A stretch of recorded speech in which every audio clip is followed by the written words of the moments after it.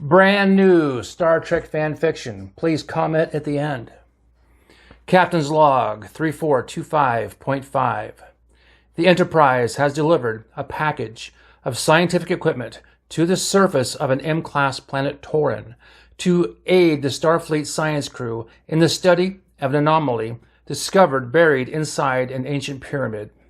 Spock, Uhura, and Sulu assisted with the transfer, and after 3 days on the planet, beamed back to assume their regular duties. Captain Kirk was called to the bridge when an alert was received from the crew on the planet below.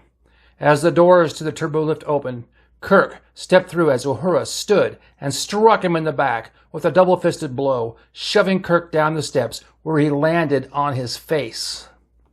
"What are you doing?" Scott yelled from the engineering station and jumped the rail to check on Kirk. Uhura scrambled down the steps and jumped on Kirk, flipping him over like a high school wrestler.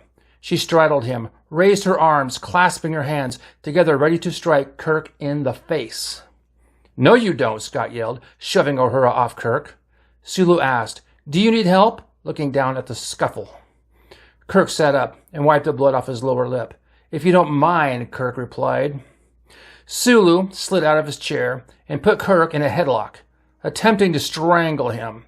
Kirk's eyes bugged out of his head as he tried to break free, but he was no match for Sulu as he tightened his grip. Scott stood up, pulled his phaser, and shot Sulu in the head. The phaser was set to stun, so Sulu let go his death grip and slumped back against his chair. "Are you all right, Captain?" Scott asked. Kirk took a hold of the navigator station and used it to help him up. "What's going on?" Kirk asked, looking around the bridge. The turbo lift opened, and Dr. McCoy stepped onto the bridge, holding a pad in his hand. "Captain, we have a problem," McCoy said, taking in the scene. "What's going on?" McCoy asked. "Watch out for Uhura. She and Sulu both attacked me," Kirk replied. By this time, Uhura was standing next to Spock, who was sitting at his science station. "I have bad news," McCoy said aloud. "Sulu, Uhura, and Spock were all affected by the transporter on the last beam up. Somehow, they all report a significant gene mutation that regulates aggression." "No shit," Kirk replied. "I think my rib's broken. Why did they attack me?" McCoy turned to Uhura and Spock. "Why did you attack the captain?" McCoy asked. Uhura replied, "I don't know. Seemed like the right thing to do at the time." "And you, Spock?" "I did not attack the captain." "Not yet," Spock replied. Kirk stepped up to the captain's chair and pressed the call button. "Security to the bridge. Immediately," Kirk said. "Spock, Uhura, you need to report to sickbay." "No, Captain, I will not," Spock replied. "None of us will. And I think you will find, Doctor, that the transporter had nothing to do with our transformation." "Then what in the blazes is wrong with you?" McCoy asked. "Nothing is wrong with any of us. We have simply changed our outlook on life and perspective. Everyone on board the Enterprise will need to beam down to the planet as soon as possible." "Why do you need to clock me in the head?" Kirk asked. "We knew you wouldn't agree to our plan," Spock replied. McCoy asked, "What is on the planet that is so important that we all need to beam down?" "You will find out when you get there," Spock replied.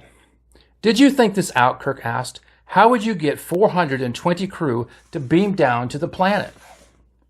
"Easy," Spock replied with a smile. "I have set a photon torpedo to detonate on board in 3 hours. That torpedo will set off others and cause a chain reaction that will destroy the ship."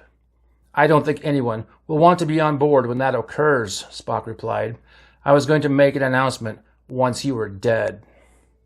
Kirk looked to Scott. "Can he do that?" "If anyone can, Spock can," Scott replied. "Look into it and do what you can do to stop it," Kirk snapped. "Aye, Captain," Scott said, and turned back to his station. "Don't bother," Spock said. "I deactivated the failsafe and entered a password only I know that will allow any access to the programming."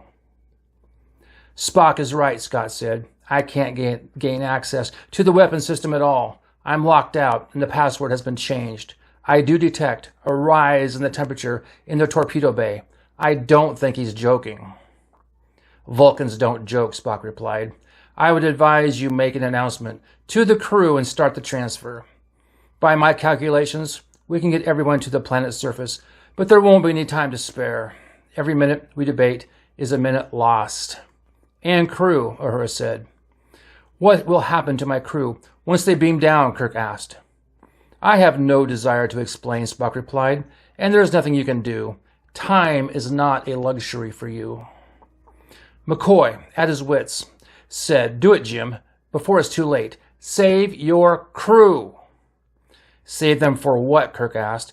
We may still be sending them to die. Maybe the Enterprise blowing up would be more humane. If you only knew, Sulu said, with a menacing grin, now sitting behind the navigator station. If you only knew. Check out this link right here to my playlist of all of my Star Trek fan fiction. I have like 25 of them now. And you just want to go bing, bing, bing, bing, bing, and watch every single one of them on your big screen TV and subscribe. And I do appreciate it. Thanks for being here.